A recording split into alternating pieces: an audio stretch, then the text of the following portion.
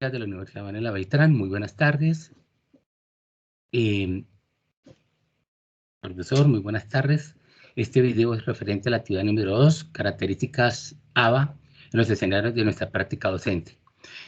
Voy a tratar de, pues, participar con ustedes, pero con toda seguridad me voy a pasar de los 10 minutos, pero he preparado un aula virtual que va correspondiente no solamente a la temática que estamos manejando, sino que también se convierte en un escenario portador con el cual yo trabajo continuamente. Entonces, en ese orden de ideas, voy a entrar a participarles, pues, mi trabajo y pues toda la dinámica que tengo preparada para ustedes. Entonces, nombre del curso, didácticas activas en ambientes universitarios. Ese es el tema que he escogido para desarrollar. Propósito de formación, presentar una reflexión sobre las didácticas activas en ambientes universitarios. Entendiendo que las didácticas activas pues es una dinámica un poquito compleja que demanda que reconozcamos en estos ambientes, sobre todo virtuales. Actores y roles en el aula, socializador de la reflexión, los dispositivos, la presentación en PowerPoint, el video que estoy haciendo y obviamente las imágenes que acompañan la presentación. Procesos, pues están centrados en la relación de las formas didácticas. Entonces, en ese orden de ideas, pues mi nombre es Marco Benicio Gutiérrez, didácticas activas en ambientes universitarios para la enseñanza. Entonces, cuando hablamos de la enseñanza, entendemos de que hay una serie de estrategias, una serie de métodos, una serie de organizaciones que logramos establecer para poder comunicarle algo a nuestro estudiante. Y ese algo pues va acompañado de una serie de elementos, de teorías, de escenarios que fortalecen ese proceso de enseñanza. Así las cosas, pues parto de la siguiente reflexión. ¿Cuáles son las formas didácticas que generan mayor motivación, aprendizaje y satisfacción aplicadas a las prácticas de enseñanza en ambientes universitarios desde las didácticas activas con la influencia de la virtualidad?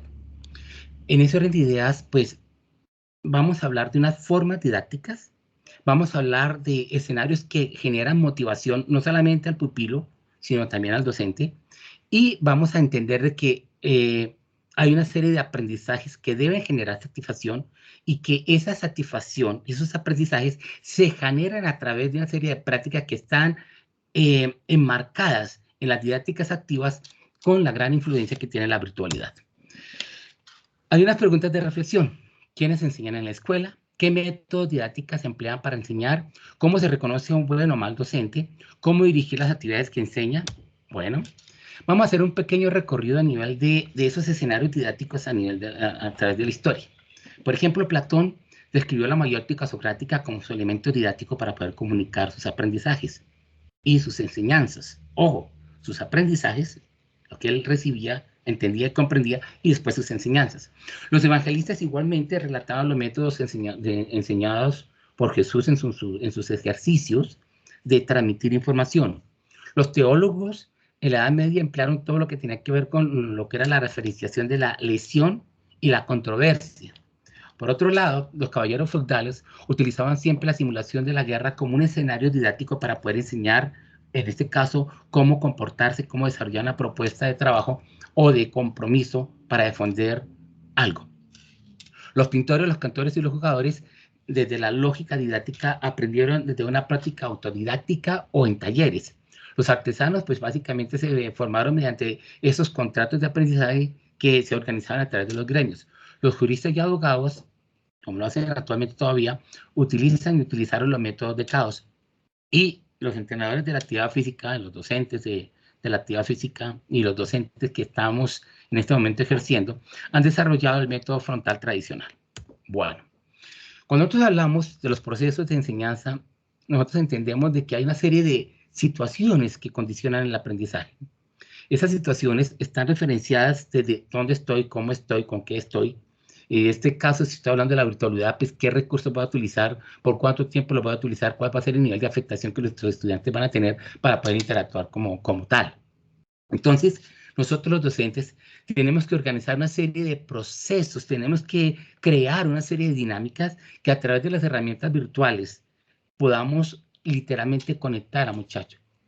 Obviamente, esos elementos virtuales que estamos trabajando demandan que vaya muy de la mano con el estilo de enseñanza que voy a trabajar. yo puedo trabajar con estilo de enseñanza problemático, yo puedo trabajar con estilo de enseñanza guiado, yo puedo trabajar con un estilo directo, y pues básicamente esto permite de que esa relación de los procesos de aprendizaje que he escogido y esa utilización de mis estilos de enseñanza se conecten de tal manera que generen un aprendizaje.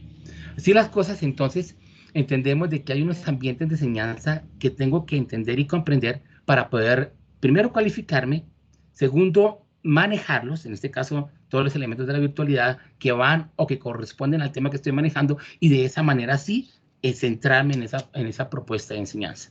Pero hay algo más a lo cual nosotros tenemos que atender y entender, y es esa organización de las coreografías didácticas en ambientes virtuales. Casi siempre que hablamos de coreografías didácticas, lo hacemos en ambientes muy de afectación en el aula, pero cuando estamos hablando de la afectación que debe producir mi discurso, mi clase, mi dinámica virtual en mi estudiante o en mi grupo de estudiantes, pues surge el escenario de las coreografías didácticas. ¿Qué son las coreografías didácticas? Cuando yo hablo de coreografía didáctica, es como yo no solamente me preocupo por el tema, no solamente me preocupo por la o las herramientas que voy a utilizar virtualmente para poder afectar a mi muchacho, no solamente me preocupo por la clase de lenguaje que voy a utilizar o las clases de afectación visual, auditiva, sensorial que el muchacho va a tener, sino que también tengo que corresponder a tratar de figurar cómo esas herramientas que he escogido a través de la temática que voy a desarrollar, la voy a poner desde la lógica de dos escenarios. El primero es que atiendo a una coreografía interna que tiene que ver con toda esa parte mental y de pensamiento y de emoción que mi pupilo tiene que tener en su afectación para que el tema realmente lo toque, le sea significativo. Y por otro lado, tengo que pensar en una coreografía externa, que es obviamente toda esa cantidad de recursos que yo estoy utilizando, como el video, las herramientas auditivas, las herramientas de música, de texto, de verbo, que voy a utilizar. Entonces, entro en esa dinámica de no solamente organizar la herramienta como tal, sino que también me preocupo en qué forma mentalmente, de qué manera voy a afectar el pensamiento, la emoción de mi pupilo. Así las cosas, entonces entendemos de que hay unos objetivos que se centran en esa didáctica del aprendizaje ideal. Una cosa es que tengo que tener claro los propósitos de la educación, qué quiero enseñar a mi pupilo, cuáles son los procesos de enseñanza, aprendizaje más eficaces que en este caso desde la virtualidad voy a utilizar para afectar a mi pupilo y tener la lógica perfecta de que la enseñanza tiene que ser consecuente y coherente a la temática y a las herramientas que estoy utilizando. Así las cosas, cuando nosotros hablamos de las didácticas activas, nosotros entendemos que el profesor tiene que ser un emprendedor en cada una de sus acciones, en cada uno de los recursos que utiliza para que afecte al muchacho de una manera significativa, como más adelante lo vamos a ver. Tiene que ser un agente transformador, mejor dicho, su discurso plano se tiene que convertir en una realidad completamente transformadora que afecte al pupilo desde los diferentes centros que yo he programado. Llámese video, llámese el juego que he organizado por una de las herramientas que existe, llámese la forma como yo hago que el estudiante participe a través de ese feedback, a través de un uso de recurso o de una app. Y tengo que ser un mediador, como lo hemos visto en las diferentes referencias que hemos tenido a través del diálogo de este tema. Y es que tengo que mediar con una serie de factores que más adelante vamos a definir con mayor claridad. Desde esa lógica de las didácticas activas, pues entendemos entonces de que el alumno va a aprender a comunicarse, el docente va a aprender a comunicarse con su alumno de una manera eficiente, efectiva y eficaz. Que el docente debe tener la capacidad de entender y utilizar los medios de comunicación que le permiten llegar no solamente a la parte cognitiva del muchacho, sino también a la parte emocional del muchacho, que puede transformar esas dificultades que pueden surgir en ese diálogo, en ese hacer, en esa tarea que se genera, en oportunidades. Y lo más importante es que a través de estas vivencias, de las didácticas activas, en donde estamos afectando no solamente la parte cognitiva, procedimental y emocional del pupilo, estamos generando proyectos nuevos y nuevas formas de enseñar, que están centradas todas ellas en una propuesta del ser, del hacer y del saber hacer. Así las cosas, entendemos que la didáctica tiene que ver con encauzar en verdades muy precisas de lo que el muchacho tiene que aprender y entender del escenario que estamos trabajando. Ustedes de pronto van a ver que en muchos momentos voy a referenciar la parte de movimiento, pues porque mi trabajo está encauzado a la parte del movimiento. Yo trabajo con la maestría en ciencias del deporte y la actividad física y con el programa de cultura física. Entonces, pues, de pronto vamos a tener ese pequeño ruido con relación a algunas referenciaciones, como en este caso. Hay que enseñar sin molestias y con solidez. ¿Qué quiere decir esto? Que en la medida en que yo tenga claras las temáticas, las herramientas que voy a utilizar, esa organización cognitiva y esa organización emocional que he tratado de tramar para afectar a mi pupilo, pues seguramente me va a generar un proceso de enseñanza sin ninguna clase de molestia y con un acierto total. Tengo que enseñar de modo cierto que lo que yo transmito al pupilo me genere ese feedback, esos resultados precisos y pertinentes que me permitan entender que lo que yo he propuesto tiene los resultados esperados. Voy a generar una serie de hábitos y experiencias de aprendizaje que me permiten que el muchacho se acostumbre a tener esas vivencias y esas afectaciones que a través de la virtualidad él comienza a entender, y él comienza a motivarse y él comienza a generar una serie de procesos como tal. Y por último, pues buscamos unos resultados en donde yo cambie la manera de pensar, sentir y actuar del pupilo. Y ojalá que también logre modificar mi manera de pensar, sentir y actuar frente a lo que hago y propongo. La didáctica no es una rutina o un mero proceso instrumental, pero la didáctica es una sinfonía de opciones que me permite a mí comunicar el conocimiento. Y cuando hablo de sinfonía es, oiga, una cantidad de posibilidades, una cantidad de recursos que tengo que entender, comprender para saberlos poner en el escenario de enseñanza de manera precisa, lógica y coherente. La didáctica es lo que realmente nosotros somos y hacemos. Luego, entonces, yo tengo que descubrirme frente a lo que yo soy y frente a lo que yo hago para poder transmitir con un acierto total. Y entender que la didáctica es esa opción que yo tengo para transformar una sociedad en un mejor escenario, en un escenario que me permite asegurar una sociedad que piensa y siente, que es capaz de responder éticamente, con valores y con una serie de identificación plena de los conceptos que se estoy dando.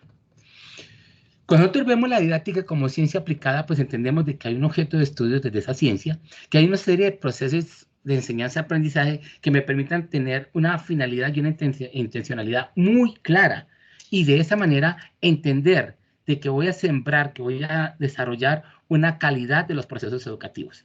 En últimas, estoy buscando es el desarrollo integral del pupilo, no solamente en su manera cognitiva, sino en su forma emocional, en su forma procedimental y actitudinal.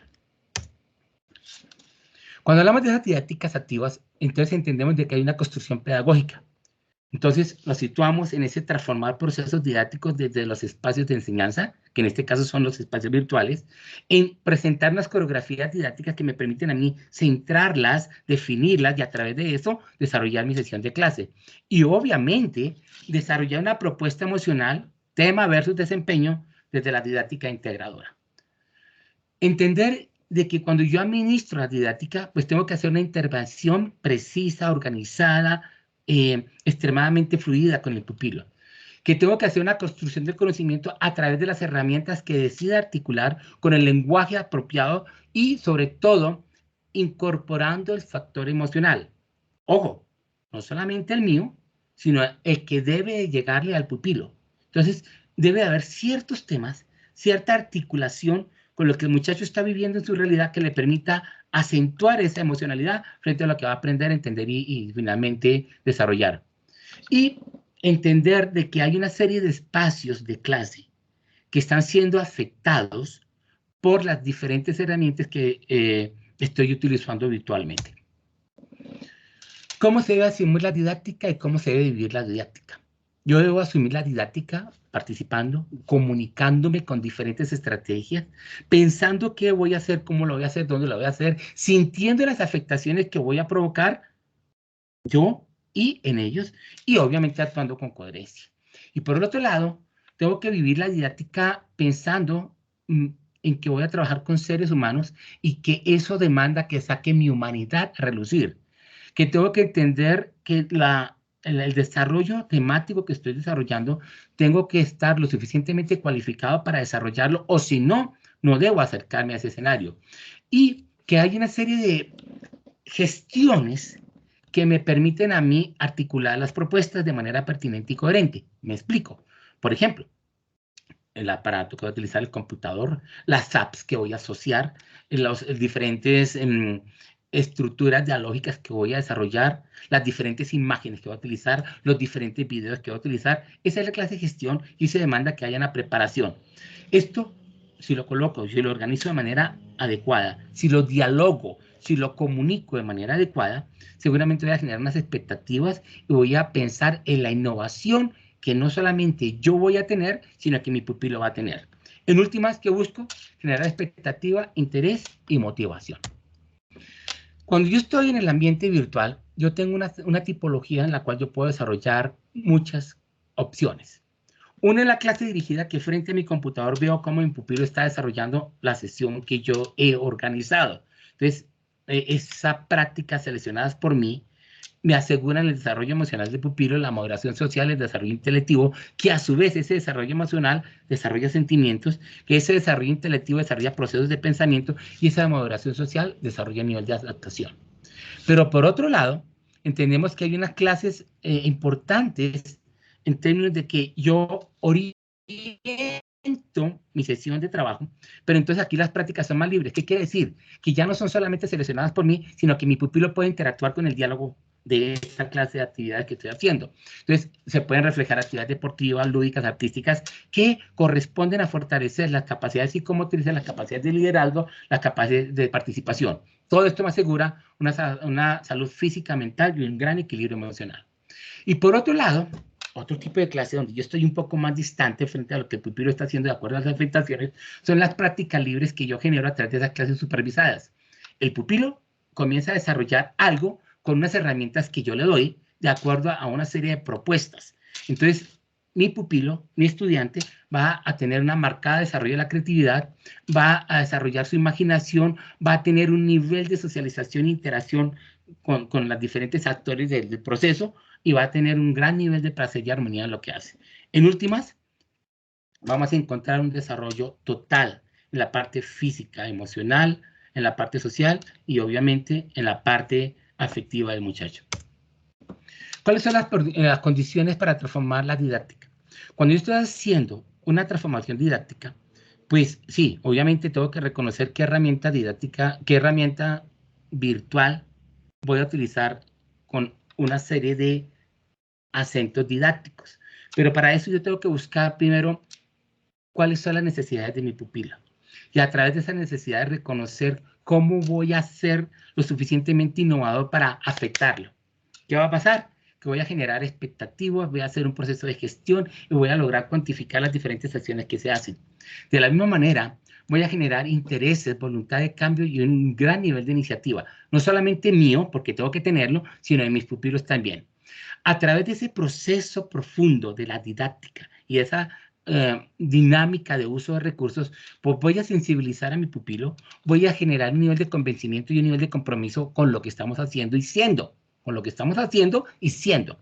Obviamente el pupilo va a querer participar, va a tomar decisiones y va a tener una perspectiva muy clara sobre lo que queremos hacer. En ese orden de ideas, toda esta clase de ejercicios nos va a permitir hacer un proceso de experimentación, un proceso de investigación en torno a cómo afectar de manera eficiente a mi pupilo, y yo tengo que tener un proceso de convicción profundo para poder desarrollar mi práctica, la cual debe tener un proceso de evaluación que me permita reconocer mis aciertos y pues cuánto tengo que mejorar en ese proceso desarrollado. Cuando nosotros hablamos de la didáctica como un tipo de conocimiento del trabajo del docente universitario, tenemos que entender que hay una serie de implicaciones. Primero, un cambio de mentalidad. Nosotros pasamos de ser especialistas de la disciplina a ser especialistas de la propia didáctica. Y si vamos a hacer una didáctica fundamentada en herramientas virtuales, pues tengo que acogerme a unas formas didácticas, entre ellas las didácticas que van enmarcadas en todo lo que es la dinámica tecnológica, que ya más adelante lo vamos a ver.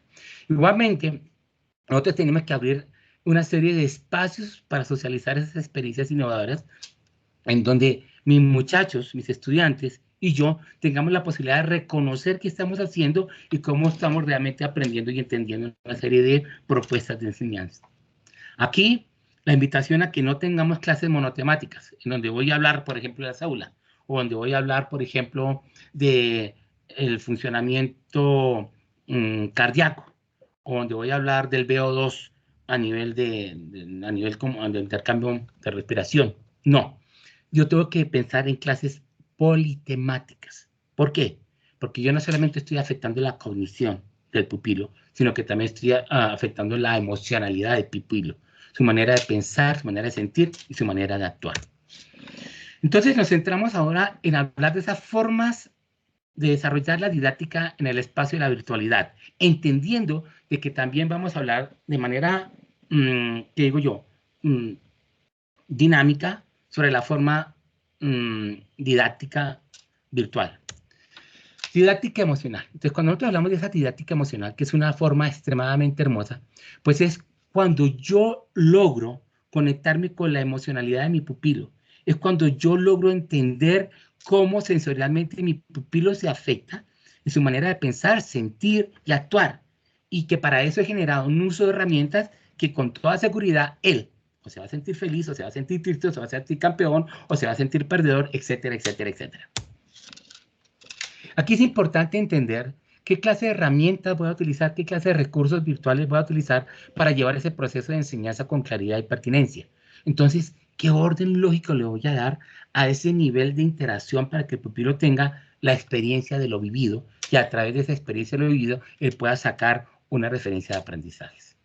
Otra forma didáctica tiene que ver con la representación, y es poner a mi pupilo a que represente un rol, represente una situación problemática, y a través de eso él busque, indague y acierte con los diferentes procesos que está desarrollando. En esa didáctica de la representación, aquí es muy importante, como dice Mosca Moston y Ashworth, que haya un reforzamiento continuo en expresiones como, oiga, lo estás haciendo bien, excelente, magnífico, o tener la posibilidad de que el muchacho se sienta cada vez valorado por lo que está haciendo. Aquí, pues obviamente tengo que reconocer la habilidad de recursos virtuales que estoy utilizando. Tengo que reconocer, obviamente, cuáles son esos objetivos que quiero desarrollar de manera personal y de manera grupal y determinar cuáles son las situaciones muy claramente definidas de acuerdo a esos roles que yo quiero que mi pupilo represente en ese escenario de la representación. Didáctica de la atención. Todos entendemos de que hay cualquier cantidad de herramientas en donde me llevan a mí a manejar ese nivel atencional de forma profunda. Aquí entendemos de que hay un proceso cognitivo y que en ese proceso de cognición entonces aparece la percepción, la representación de lo que yo percibo y una transformación. Aquí promovemos el autorreconocimiento del proceso cognitivo y que la persona sea capaz de entender de que él puede aprender e ir mucho más allá. Didáctica de la interacción. Entonces, aquí yo tengo que tener muy claro cuál es el objetivo de enseñabilidad que quiero desarrollar y a través de eso, cuál va a ser los factores que configuran esa acción didáctica. Entonces, cuál va a ser el intercambio recíproco de esa interacción que va a tener con los diferentes objetos, con los diferentes recursos, en este caso virtuales, que va a utilizar, con las diferentes apps que puedo utilizar. Entonces, está el referente entre docente, estudiante y objetos referenciales o objetos que se han determinado como referentes para profundizar las temáticas. Didáctica de la exploración. ¿Qué descubres? Entonces nosotros entendemos de que esta forma didáctica de la exploración se centra en que el muchacho tenga la curiosidad, tenga la capacidad de ir mucho más allá, de que desarrolle un pensamiento reflexivo y que gracias a las herramientas que yo logro establecer para ese reconocimiento de ese mundo natural, social y familiar, pues él pueda adentrarse de manera mucho más precisa. Está la didáctica de la sorpresa. Aquí voy a hacer un pequeño ejemplo. Como les decía, pues yo trabajo con movimiento. Y si yo voy a enseñar jabalina, pues oiga, enseñémosles, partamos de la sorpresa que los chicos van a hacer un avión de papel y a través de ese avión de papel como que van a comenzar a lanzar el avión y después como que terminan lanzando cambiando ese avión de papel por una jabalina y termina con unos resultados mucho más significativos. Entonces, así las cosas, buscamos generar un nivel de expectativa, un nivel de interés y un nivel de motivación muy grande. ¿Qué clase de herramientas voy a utilizar para generar ese nivel de aprehensión, de aprendizaje profundo que le permite a él descubrir y sorprenderse frente a las posibilidades que él tiene? Didáctica de la admiración. La admiración expresa una postura contemplativa orientada hacia el reconocimiento del misterio y de la grandeza del hombre y de la famosa realidad. Esto lo ha dicho Aristóteles. Y él expresa cómo el hombre puede aprender a mirar de manera profunda. Y cuando el hombre aprende a mirar de manera profunda, aprende a entender la complejidad de las cosas, la belleza de las cosas y, obviamente, a mirar conscientemente. ¿Qué herramientas puedo generar? ¿Qué herramientas desde la virtualidad puedo utilizar para centrar esa atención profunda en mi pupilo y que logre ese nivel de admiración en lo que está percibiendo, entendiendo y comprendiendo? La otra forma didáctica tiene que ver con la didáctica de la mediación. Y aquí, en los documentos que nos han aportado, pues hablamos de que la mediación pues es ese ejercicio profundo que me permite llevar a un cambio de actitud gracias a las mediaciones entre profesores versus contenido, profesores versus estudiantes, estudiantes versus actividades, los espacios de trabajo versus los tiempos y las herramientas que estoy utilizando. Simplemente, ¿de qué forma yo logro generar unos procesos de reflexión, de entendimiento y de comprensión para tomar decisiones? Aquí es importante entender de que esa didáctica de la mediación nos debe permitir llevar una información para enseñar significativamente. Y esto quiere decir que haya una afectación profunda en ese contexto educativo donde se involucra al muchacho a entender la profundidad del mensaje que se le quiere llevar. Dese cuenta que Ralph Stein, por ejemplo, él habla del planteamiento de Piaget cuando se habla del desarrollo cognitivo, pero no solamente nos quedamos en el desarrollo cognitivo, sino que entendemos que ese desarrollo cognitivo se da a nivel del estímulo que tiene el organismo para generar una serie de respuestas que puede producir esa famosa acción mediadora entre las diferentes partes que interactúan. Didáctica de la interpretación. Cuando nosotros hablamos de la didáctica de la interpretación, pues miren, oiga, ¿cuánto podemos arriesgarnos a que los muchachos nos interpreten de una u otra manera? Ya sea por un Kahoot, ya sea por un escenario de juego donde el muchacho comienza a interpretar las posibles dimensiones que puede interactuar con él. Aquí tenemos nosotros 3 referentes dimensionales importantísimos. Primero, el referente explicativo o teórico, que comprende todo lo que tiene que ver con la interpretar la realidad. Está la autonomía del docente frente al accionar y frente a lo que él presenta, que se vuelve como una estructura proyectiva. Y está la práctica, que me permite a mí entonces interpretar, reconocer problemas y obviamente reconocer soluciones. Cuando yo hablo de esa didáctica de la interpretación, yo entiendo de que hay una metodología que me permite a mí llegar a la comprensión de problemas prácticos y entender que hay diferentes soluciones y que cada una de ellas puede ser justificada, entendida y comprendida y obviamente valorada de manera diferente. Didáctica dinámica. Es cómo yo soy capaz de interactuar en mi clase con mis escenarios virtuales y entender que cada uno de mis actores, en este caso de mis estudiantes, tiene una posibilidad de poner algo. Como dice la pirinola, todos ponen. ¿Qué hace A? ¿Qué hace B? ¿Qué hace C? Entendiendo que A, B, C y C son estudiantes.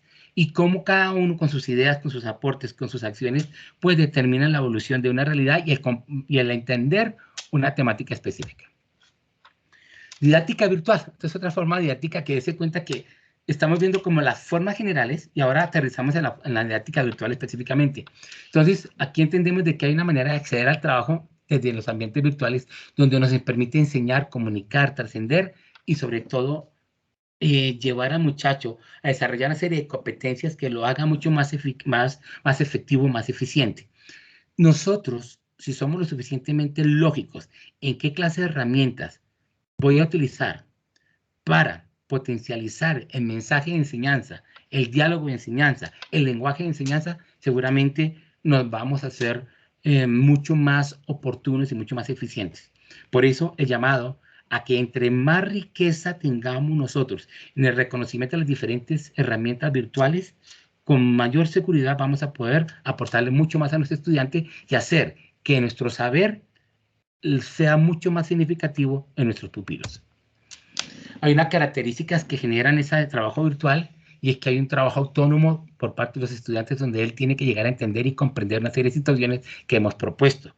Pero también hay un trabajo cooperativo y recíproco donde todos ponemos y todos aprendemos y entendemos. Y obviamente se hace visible el nivel de creatividad que tanto el estudiante como el docente debemos de tener en esa creación de contenidos y en ese desarrollo de contenidos. Nosotros tenemos que entender entonces de que debe haber un reconocimiento profundo de las plataformas virtuales y de acuerdo a los ambientes educativos que queremos desarrollar. La creación de uso de apps. ¿Qué apps me pueden ser útiles para la clase de herramientas que estoy utilizando? Por ejemplo, en esas clases virtuales yo enseño tenis y me ha tocado acudir a una app que se llama Tennis Live, que me permite que los muchachos tengan la relación de juego, comillas, y comiencen a entender las normas y las características del juego. Y aquí nosotros hay que entender que cada una de esas herramientas, de manera directa o indirecta, me va a permitir hacerle un seguimiento o un acompañamiento a mi pupilo. Didáctica lúdica. Cuando nosotros hablamos de las didácticas virtuales, nosotros tenemos que tener que ese uso de dinámicas virtuales o ese uso de herramientas virtuales me permite a mí ser extremadamente eficiente en comunicar mi sentir y mis experiencias. Pero yo tengo que provocar que esa afectación sea lo más lúdica posible. Mejor dicho, que estén enmarcadas en ese ambiente de juego, que estén enmarcadas en ese ambiente de sentir que las personas están sintiendo ese goce por lo que hacen, que haya ese contexto donde el muchacho sea capaz de percibir el objetivo y la lógica donde se quiere llegar. Cuando hablamos de esta didáctica lúdica, pues debe haber la posibilidad de que se presente el que va a entender el pupilo, cuáles son los niveles de creatividad que tanto yo como el estudiante está teniendo, qué nivel de diversión se está teniendo, cuál es la innovación que yo estoy provocando y que mi pupilo está provocando, qué está aprendiendo y cuánto está aprendiendo la temática que yo quiero desarrollar, cuál es la relación con los demás frente a la lógica que estamos llevando, cuáles son las personas que son capaces de asumir determinado rol, qué técnicas participativas se están dando de la práctica, cuánto se comprende y qué herramientas se están utilizando. Pero la didáctica lúdica también tiene la posibilidad de mostrarnos cómo desde ese rol docente yo tengo que tener la capacidad de comunicar, divertirme, demostrar, explicar, aprender, construir y transformar. Pero el pupilo también tiene que saber escuchar, divertirse, entender, imaginar, aprender y aprender con lo que aprende. Didáctica de la reflexión. Aquí buscamos un escenario donde el muchacho participe, opine, debata y sea lo suficientemente responsable frente a esas reflexiones que hace. Llevamos a que la persona tenga una serie de conciencia frente a esa reflexión y entienda que esa reflexión sobre las consecuencias de nuestras acciones lo puede llevar a un nivel de profundidad mucho más acertado y mucho más profundo. Y por último, quiero cerrar con la forma didáctica del amor. La clave, respeto, comprensión, tolerancia con los demás. La alegría y la felicidad como está el ánimo en el grupo que se está desarrollando. El acompañamiento adecuado e individualizado por parte del maestro de acuerdo a los diferentes recursos que estamos utilizando. Hay unas condiciones que debo tener como docente y es que tengo que estar comprometido ser humano para formar humanos, esto tengo que tenerlo muy claro, poner en práctica una comunicación efectiva de acuerdo a los recursos que estoy utilizando, entender y comprender de manera precisa lo que quiero hacer, cómo lo quiero hacer, por cuánto tiempo lo tengo que hacer y con qué herramientas lo voy a hacer. Hay unas fases donde entiendo que se desarrolla la parte efectiva, la parte cognitiva y la parte expresiva, entendiendo que en esa didáctica del amor hay unos principios de comunicación, de entusiasmo, de cercanía y ternura, y unas características en donde definitivamente se tienen en cuenta las necesidades de los intereses de los estudiantes, los procesos educativos que generen empatía en ellos y en las temáticas y en esas situaciones que yo en determinado momento tengo que manejar, y sobre todo que el aprendizaje y la colaboración sean recíprocas. Mejor dicho, que yo dé, pero que ellos también den.